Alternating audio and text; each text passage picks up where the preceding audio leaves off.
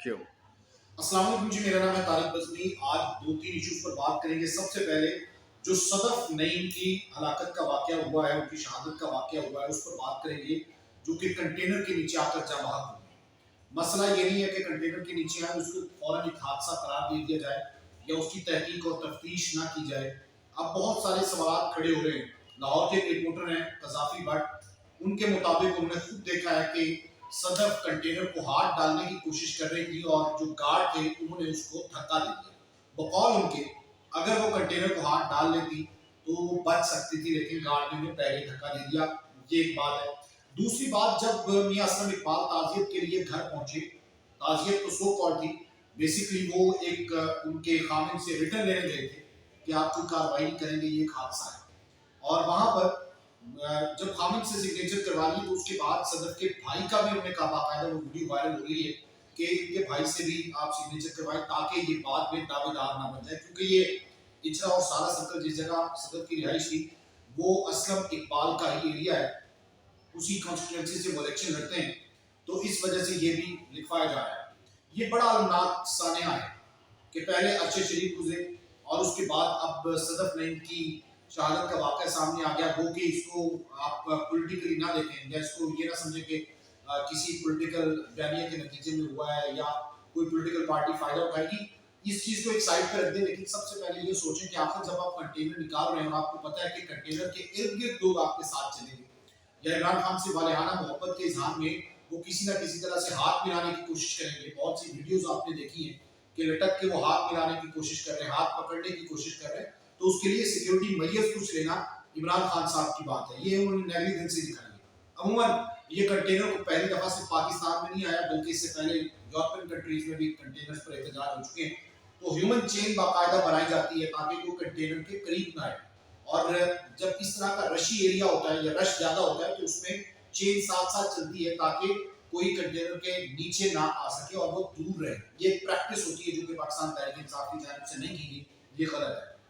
दूसरा, कहा जा रहा है कि इमरान खान साहब नीचे उतरे और आके उन्होंने देखा, वहां पर मौजूद रिपोर्टर्स के मुताबिक, मैं खुद वहां पे नहीं था, लेकिन रिपोर्टर्स ये बता रहे हैं कि इमरान खान साहब नीचे नहीं उतरे। फवाद चौधरी साहब ने ऐलान किया और बल्कि वो तो कह रहे थे कि अभी कल इंटरव्यू दिया, इमरान खान साहब कह रहे थे और आज वो चल बसी है तो उसके लिए दुआ दूंगा, इसको एक हादसा करार दे दिया। हालांकि वहां पर तहकीक होनी चाहिए थी और इमरान खान साहब को बाकायदा तौर पर ये हुक्म दे दिया जाना चाहिए था पंजाब हुकूमत को कि इसकी तहकीकात की जानी चाहिए। अब परतें खुलती जा रही हैं, अब कुछ शुबहात का इजहार किया जा रहा है। जिस तरह से ये वीडियो वायरल हुई और उसके साथ पहले जो मामला सामने आए और जो कज़ाफी भट्ट और दीगर रिपोर्टर्स ने बात की, तो उसके बाद ये बात की जा रही है कि अब इसकी तहकीकात होनी चाहिए और बिल्कुल होनी चाहिए कि आखिर उसको धक्का दिया गया या क्या। सदफ एक बहुत मेहनती रिपोर्टर थे, ये पुरानी गीत पुरानी गजलें प्रोग्राम करती थी चैनल 5 पे, उस वक्त हम भी वहाँ पे मौजूद थे।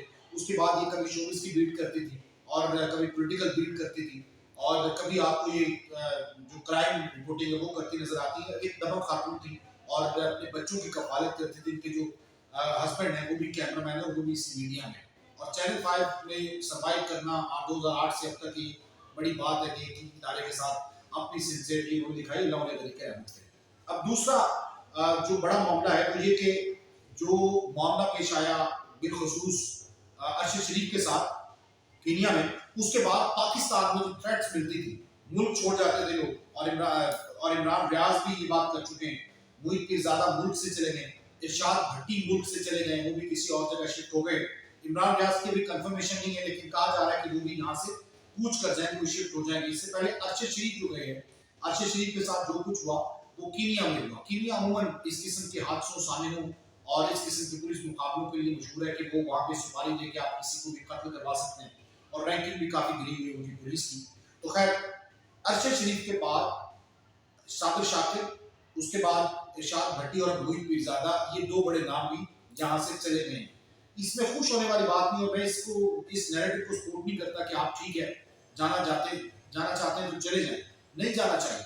ये हुकूमत है, वक्त को चाहिए, एस्टैब्लिशमेंट को चाहिए कि इजहार आज़ादी, इजहार राय पे पाबंदी क्यों है, उनके लब सिले हुए क्यों है, उनको थ्रेट्स क्यों की जाती है, उनको धमकाया डराया क्यों जाता है, उनकी फैमिलीज को क्यों डराया धमकाया जाता है, वो मुल्क छोड़ने पर मजबूर क्यों हुए। ये सबसे बड़ी जो जवाबदेह रियासत है और इसकी एस्टैब्लिशमेंट है, ये गलत है। और अगर इसी तरह से सहाफ़ी चलते चले गए तो फिर पूरे दुनिया में आपका तासुर क्या जाएगा कि पाकिस्तान सहाफ़ियों के लिए गैर महफूज मुल्क है। صحافیوں کا پروٹیکشن بل پاس ہو چکا ہے لیکن اس کی امپلیمنٹیشن جو ہے وہ نظر نہیں آ رہی جو کہ آنی چاہیے، اس میں کوئی دو رائے نہیں ہے۔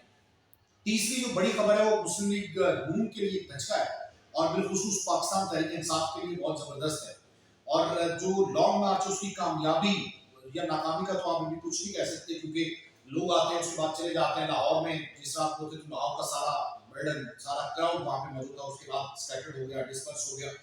کوئٹہ کی سے خبر آ رہی ہے اور کوئٹہ سے خبر یہ آئی ہے کہ کوئٹہ ڈویژن کے جو مسلم لیگ نون کے صدر تھے رحیم کاکڑ، انہوں نے پاکستان تحریک انصاف میں شمولیت اختیار کی ہے، اور یہ شمولیت صرف انہوں نے کی نہیں کی بلکہ اپنے ساتھیوں کے ساتھ کی ہے۔ سابق ڈپٹی اسپیکر قاسم سوری بھی وہاں پہ موجود تھے اور مسلم لیگ نون لیبر ونگ کے صدر آغا عمر بھی شامل ہوئے ہیں پاکستان مسلم لیگ نون چھوڑ کر پاکستان تحریک انصاف میں۔ تو یہ نون کو بڑا دھچکا ہے، دھچکے میں دھچکا لگ رہا ہے۔ اور ایک اور بڑی واضح بات ہے کہ لانگ مارچ میں آپ ضرور شرکت کریں، ضرور جائیں۔ پاکستان تحریک انصاف ایک سیاسی جماعت ہے، رجسٹرڈ ہے، وہ بھی ملک کے شہری ہیں، لیکن خدا میں یہ سمجھتا ہوں کہ پاکستان میں سب سے غیر متنازع فوج ہے اور اس کو غیر متنازع رہنا چاہیے، لیکن اگر آپ اس کو متنازع بنا کے دشمن کے بیانی کو اسٹرانگ کرتے ہیں، یعنی آپ انڈیا کو شکریہ کا موقع دیتے ہیں یا آپ انڈیا کو مواد پرووائڈ کرتے ہیں اور انڈیا اس کو خوش ہوتا ہے کہ پاکستان کی فوج بدنام ہو رہی ہے، تو یہ غلط ہے۔ اس کا مطلب آپ دشمن کا ساتھ دے رہے ہیں، تو ایسا نہیں ہونا چاہیے، اس طرح کے حربے نہیں آزمائے جانے چاہیے، فوج کو غیر متنازع رہنا چاہیے۔ طارق کو اجازت دیجیے۔